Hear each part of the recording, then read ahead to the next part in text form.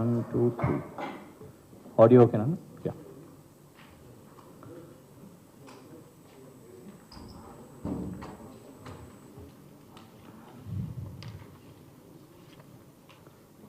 Okay.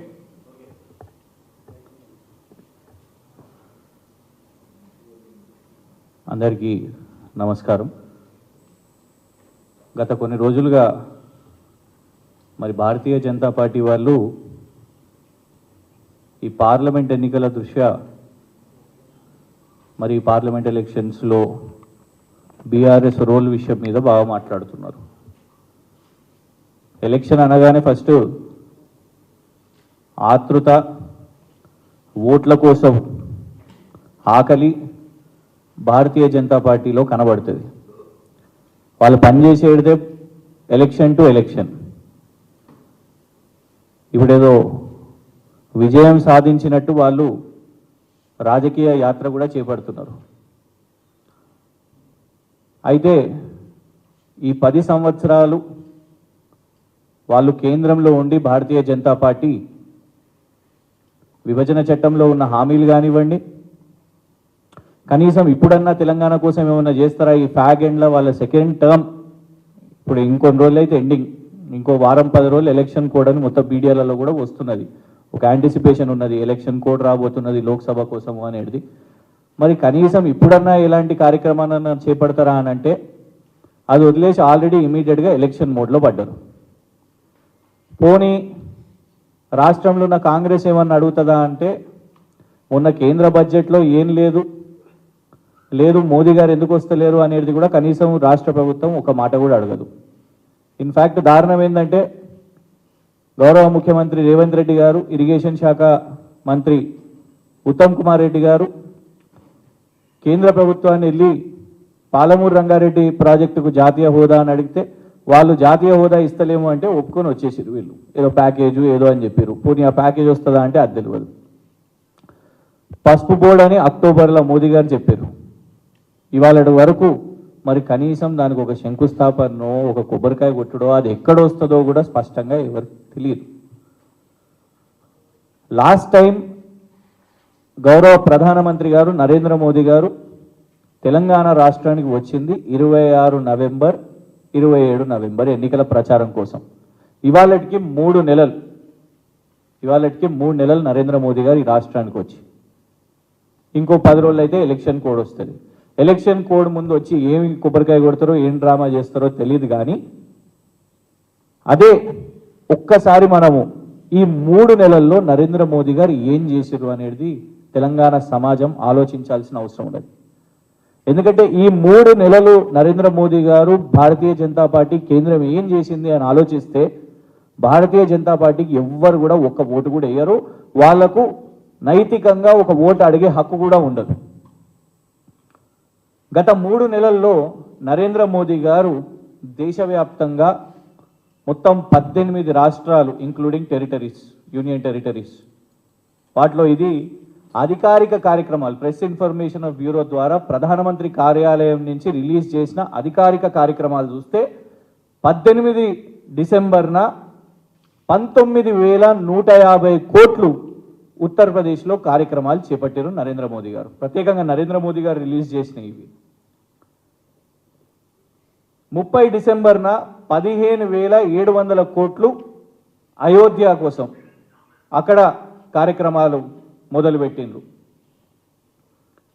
ఆ తర్వాత 2 జనవరిన తమిళనాడులో 20,000 కోట్ల రూపాయల కార్యక్రమాలు మొదలుపెట్టిండ్రు.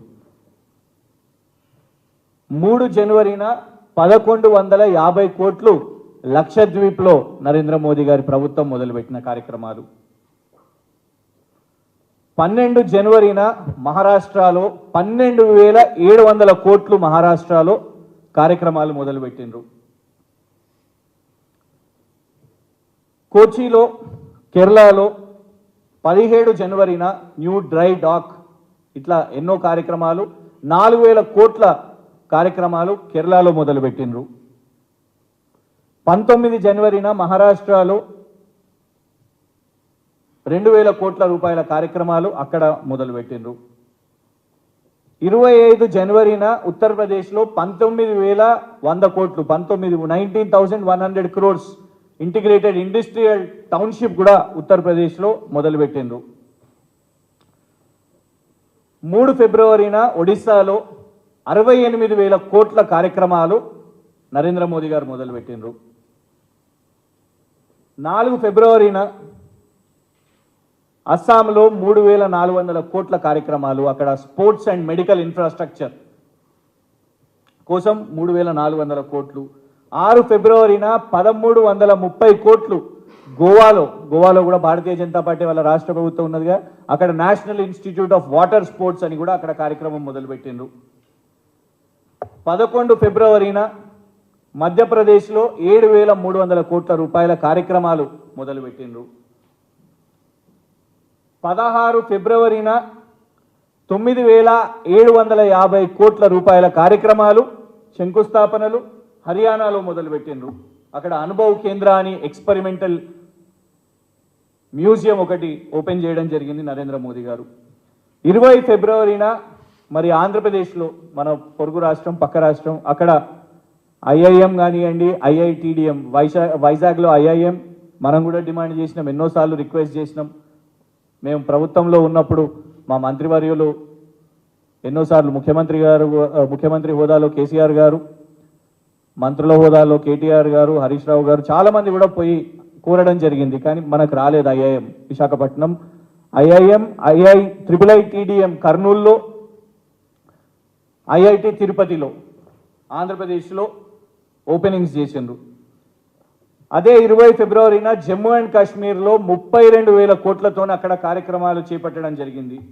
కొత్త ఎయిర్పోర్ట్ కోసము, ఫెసిలిటీ పెట్రోలియం డిపో కోసము, ఏఐఎంస్ ఇట్లాంటి రకరకాల కార్యక్రమాలు. 22 ఫిబ్రవరిన గుజరాత్లో 47,000 కోట్లు కార్యక్రమాలు తోని మొత్తం అక్కడ ఎక్స్ప్రెస్ వేలు, అటామిక్ పవర్ స్టేషన్లు, గుజరాత్లో సూరత్లో కార్యక్రమాలు 40,000 కోట్లు. 23 ఫిబ్రవరిన 13,000 కోట్లతోని వారణాసిలో, ఉత్తరప్రదేశ్ వారణాసిలో 13,000 కోట్ల కార్యక్రమాలు. ఇక అంతిమంగా మొన్న మళ్ళా గుజరాత్లో, అంటే 2 రోజుల వ్యవధిలోనే మళ్ళా గుజరాత్లో రాజ్కోట్లో, అప్పుడేమో సూరత్లో ఇప్పుడేమో రాజ్కోట్లో 48,100 కోట్ల కార్యక్రమాలు అక్కడ మొదలుపెట్టారు. ఇప్పుడు ఇవన్నీ కూడా అధికారికంగా ఒక్క డే స్కిప్ కాకుండా ఏ రాష్ట్రాల్లో నరేంద్ర మోదీ గారు ప్రధానమంత్రి హోదాలో మరి కేంద్ర ప్రభుత్వంగా వాళ్ళు మొదలుపెట్టిన 1,000 కోట్ల కార్యక్రమాలు ఈ 3 నెలల్లో ఒక్క రూపాయి, ఒక్క శంకుస్థాపన, ఒక్క ప్రకటన, ఒక్క కార్యక్రమం తెలంగాణ రాష్ట్రంలో భారతీయ జనతా పార్టీ చేపట్టలేదు. ఇంకా మనం గమనిస్తే కొద్ది రోజుల ముందు నరేంద్ర మోదీ గారు మరి 21 జనవరిన